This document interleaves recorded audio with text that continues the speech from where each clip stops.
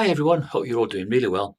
This is just a quick one and wanted to analyse and look a bit closely at this scripture in Isaiah 2:4 because I'm a bit concerned about the last sentence. It says that nor will they learn war anymore. So at the moment, I suppose at the moment a person is at an age where I suppose he can serve his country. Then he learns how to take the life of someone else should he have to fight for his country. So he learns how to kill. But this scripture is the complete reverse of what the nations are doing currently. This is telling them that they've got to learn war no more. So when you learn something, I always think that you've got to put a concerted effort in. So if we use that principle, you might say that this is a direct warning that they've got to put a huge concerted effort in learning how to live with each other in peace and not learning how to go to war and take their brother and kill their brother in war. I just thought that this scripture, as many times as I'm aware of it and heard it being said from the platform, I haven't broke it down like that before. The earlier bit of it, he will render judgment among the nations and set matters straight respecting many peoples, and they will beat their swords into plowshares and spears into pruning shears. We're aware of that bit. And nation will not lift up sword against nation, and nor will they learn war anymore. That's, for me, that's the most important part of the scripture, because that's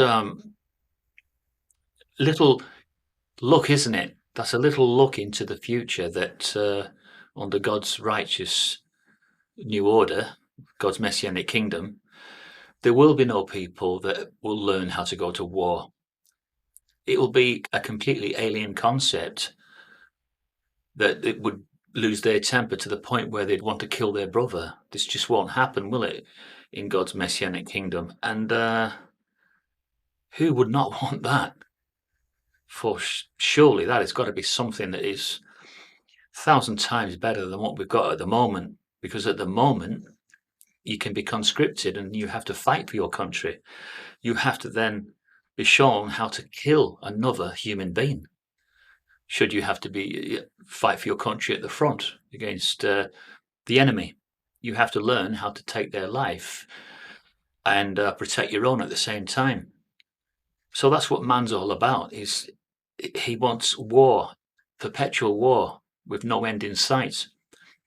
The moment there may be an agreement between two nations and they might want to come to a halt on the proceedings of war, you'll get certain ones that will not want that, for that is not beneficial to them, because that is not how they can move their money around and hide their money, because this is what happens during wars.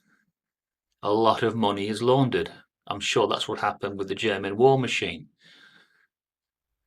Under Hitler, I'm sure a lot of wealthy people that invested in Germany were moving their money through German war machine, investing in maybe Germany and also the other forces simultaneously, so that their money was constantly being increased.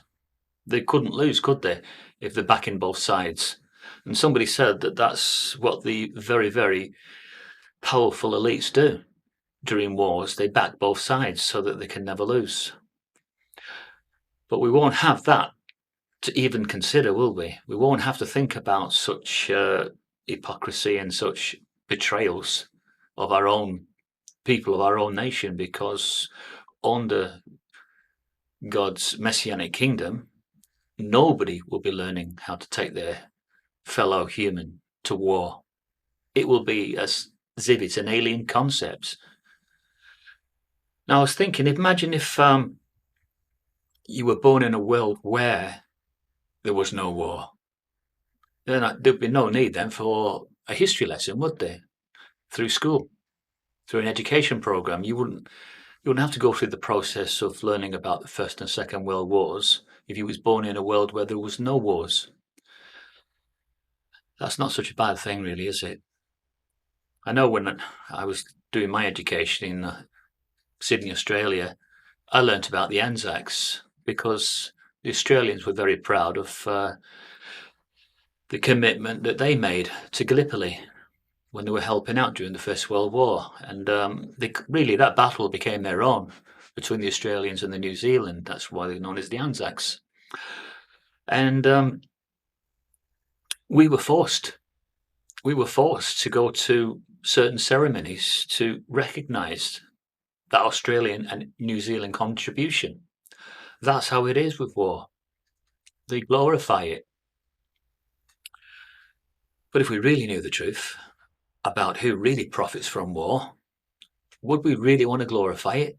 No, we wouldn't. We'd want to shun it. We'd want to keep it completely down and not propel it and put it on a pedestal. So someone has been lying to us nearly all our life.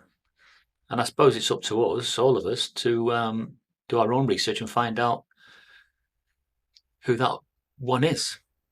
Well, apart from the obvious, that the whole world is lying in the power of him.